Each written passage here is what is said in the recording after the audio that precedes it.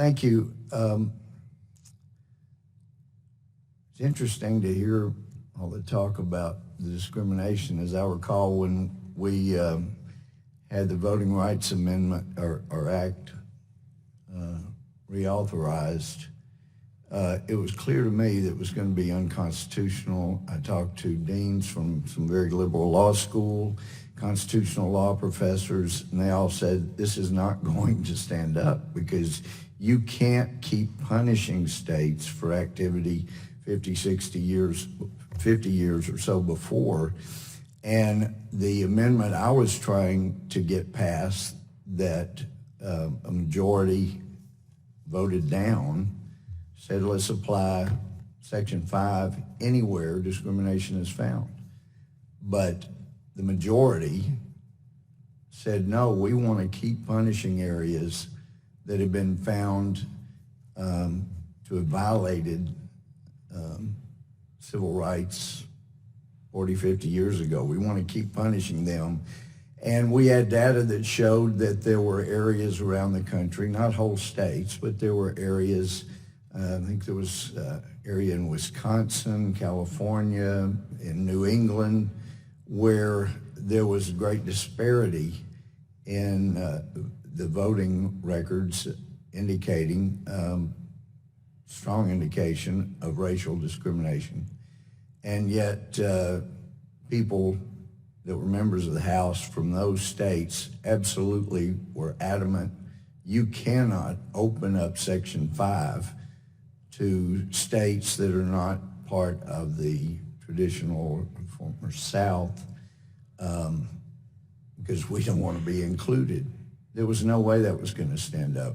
I brought it to the attention of a Republican ranking person at the time, Jim Sensenbrenner. He didn't want to hear it. He didn't want it included. Of course, he was from Wisconsin.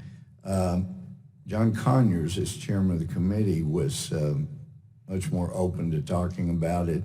He said, let me talk to our experts. And anyway, he came back, said, yeah, they tell me there's a chance it could very well be struck down, but we'll go ahead and run that risk. Well, it got struck down. Ms.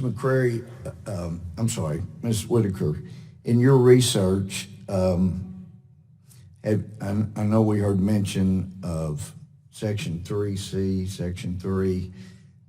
In your research, has Section 3 ever been used by a federal court to require jurisdiction to pre-clear their voting rule changes? Thank you, Congressman Gohmert. Yes, our research has indicated there have been instances where the bail-in provision in Section 3C of the Voting Rights Act has been used to subject a jurisdiction to a type of preclearance. Okay. And I noticed at the Democratic National Conventions where voting is so important, you know, was it like last, was it going to be Bernie Sanders? Was it going to be Hillary Clinton? There were complaints, you know, of cheating to keep Bernie Sanders from being the candidate, all these kind of issues. But I noticed around, and we have photographs around the convention site, there were huge barriers, fences, and I know going back to at least 2008, when candidate Senator Obama won, that no one was allowed in the convention without proper identification. And I because that was so strict at these prior Democratic National Conventions requiring photo ID, proper identification, Ms. Whitaker, in your research, have you found any lawsuits against the Democratic National Convention for requiring such stringent voting ID requirements and photo ID requirements to get in to be able to vote at the convention?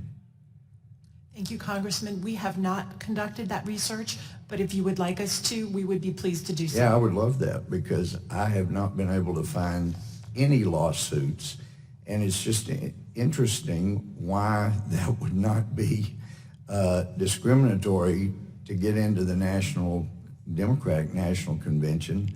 I know when I tried to get into the Department of Justice when Eric Holder was the AG, incredibly rigorous, and I would have thought as a member of Congress that was all right. But in any event,